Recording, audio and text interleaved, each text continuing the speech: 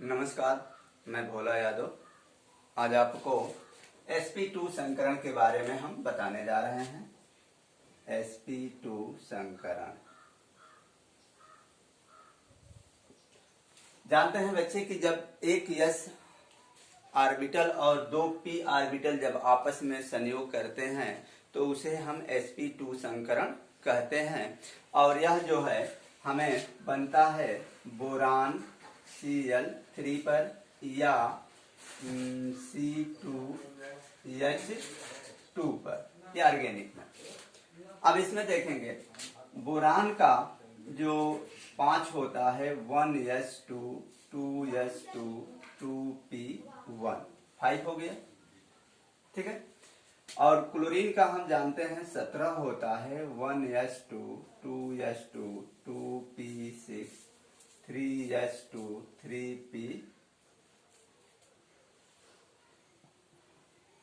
3 2 5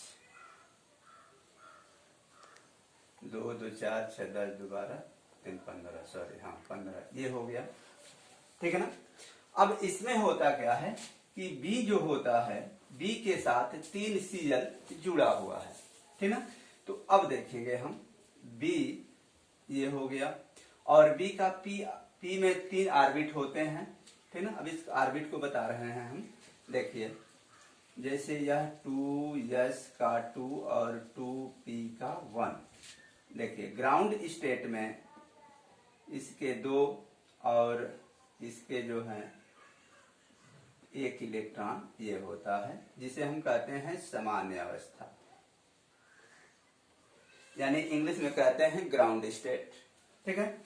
जब यही एक्साइट अवस्था में आता है, उत्तेजित अवस्था में जब आता है,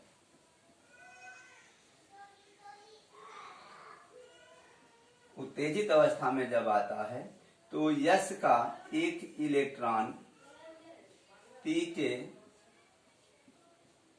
ठीक है ना, P में जा करके भर जाता है, ठीक है ना, भर जाता है।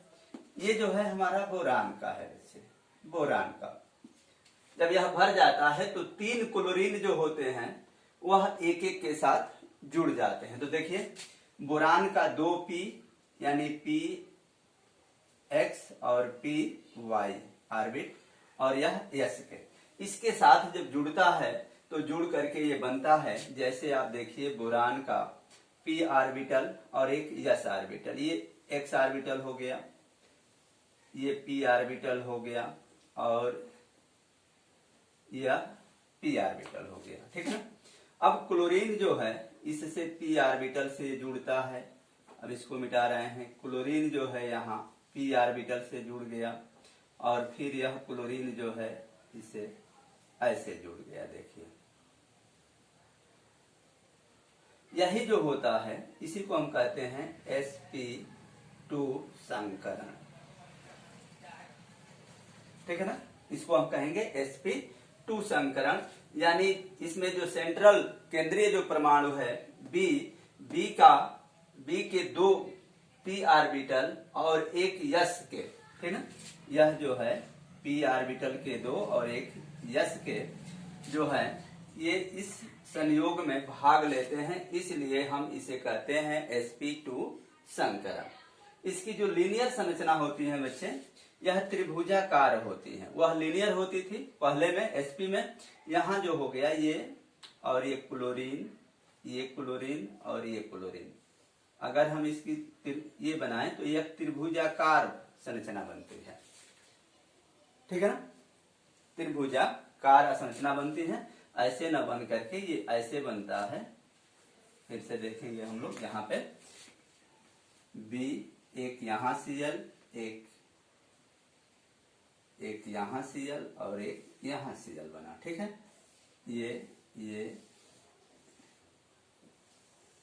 ऐसे ये संरचना बन गई इसकी। मतलब एक बिंदु पर 360 अंश का कोण बनता है और इसमें हमने 3 से भाग दे दिया, कितने अंश का हो गया 90। यानी यह जो कोण होंगे प्रत्येक कितने अंश के होंगे 90 अंश का कोण होगा। अब प्रश्न थोड़ा सा बात आपको समझ में नहीं आती होगी कि आखिर 2s का एक इलेक्ट्रॉन क्यों p ऑर्बिटल में चला जाता है। तो मैंने पहले ही बताया है कि इनकी s और p जो होते हैं वह ऊर्जा में बराबर हो जाते हैं, दोनों की ऊर्जा एनर्जी सेम हो जाती है, आकार भी सेम हो जाता है, इसलिए यस का इलेक्ट्रॉन जो है p ऑर्बिटल में जाकर के भरता है और तब भी जो है हाइब्रिडेशन होता है, बनता है। ठीक है, तो ये बन गया sp3 19 डिग्री का कोण बन गया इस पे। ठीक है, अब इसके बाद से तीसरा आता है sp3 संकरण। sp3 संकरण को हम बता रहे हैं आपको।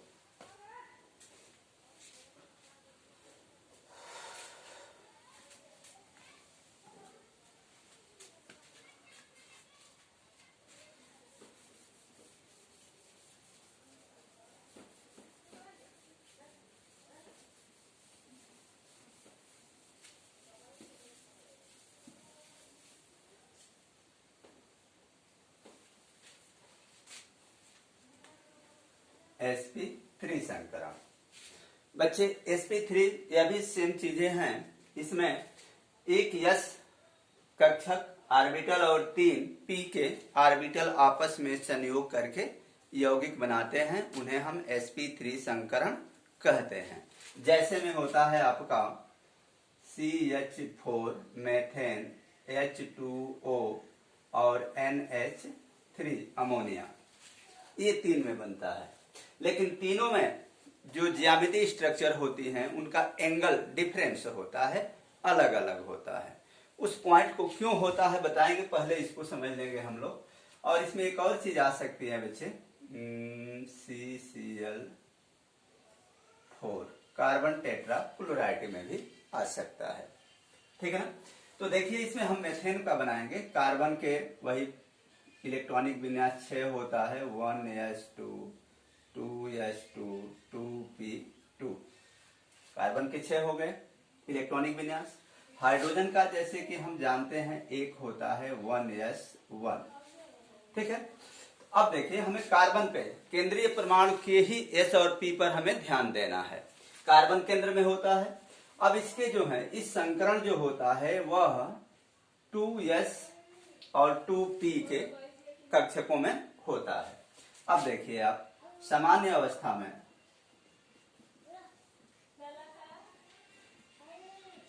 अवस्था में जो होता है यह 2s में 2 इलेक्ट्रॉन होते हैं।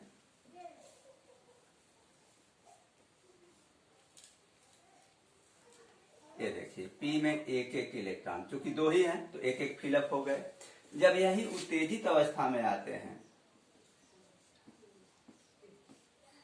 तो यस का एक इलेक्ट्रॉन जो है वह p में जा करके भर जाता है।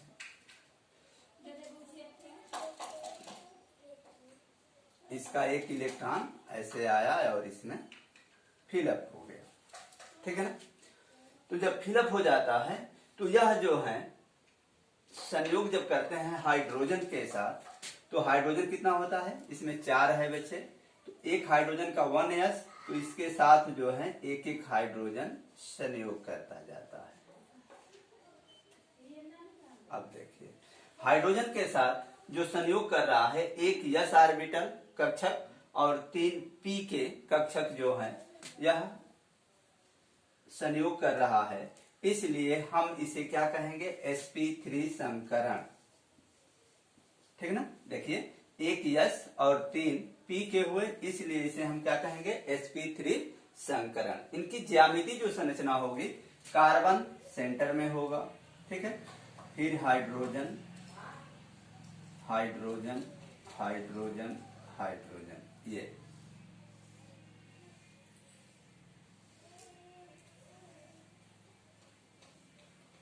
ये संरचना बन गई।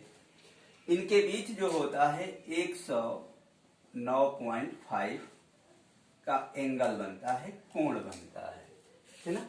अब जो बेस हमने बताया कि 360 में जब 3 बना था 3 से भाग दिए, यहाँ 4 से भाग दे देते तो 90 अंश का हो जाता न, लेकिन ऐसा नहीं होता है। कारण यह होता है बच्चे कि इसमें जो p 3 ऑर्बिटल होते हैं वह उनके ऊपर अट्रैक्शन बल, आकर्षण बल अधिक होता है और एस ऑर्बिटल को अपने तरफ बिटोर लेते हैं और पी पी के बीच जो है यह समान आवेश होने के कारण रिपल्सन, प्रतिकर्षण बल के कारण ये दूर भागते हैं।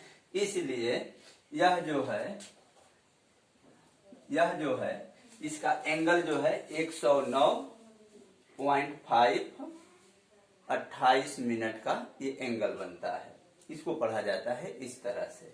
इसी तरह से जब जल का हम बनाते हैं, जल का भी दिखा रहे हैं आपको, ठीक है। तो जल का जब बनता है बच्चे H2O, तो इसमें केंद्रीय परमाणु जो होगा वो ऑक्सीजन हो जाएगा, ठीक ना। ऑक्सीजन का 8 होता है, यह होता है 1s2 2s2 2p4, 4 हो गया, ठीक है ना। तो इसके कारण जो होता है इसका S इसके P के साथ जो होता है इसका जो एंगल होता है ऑक्सीजन का, ठीक है ना, वह 107 डिग्री का होता है। अमोनिया जो बनता है अमोनिया का, वह जो है 104 डिग्री का होता है, ठीक है। तो इस तरह से इनमें रिपल्सन और अट्रैक्शन फोर्स के कारण sp3 का जो है sp3 का जो ज्यामितीय स्ट्रक्चर तो जो बनती है इस तरह का चतुर्भुज के आकार का, लेकिन उसके बीच जो एंगल होता है वह भिन्न भिन्न तरह से बनता है, डिफरेंस होता है। इस तरह से sp हाइब्रिडाइजेशन को आप समझिए, पढ़िए।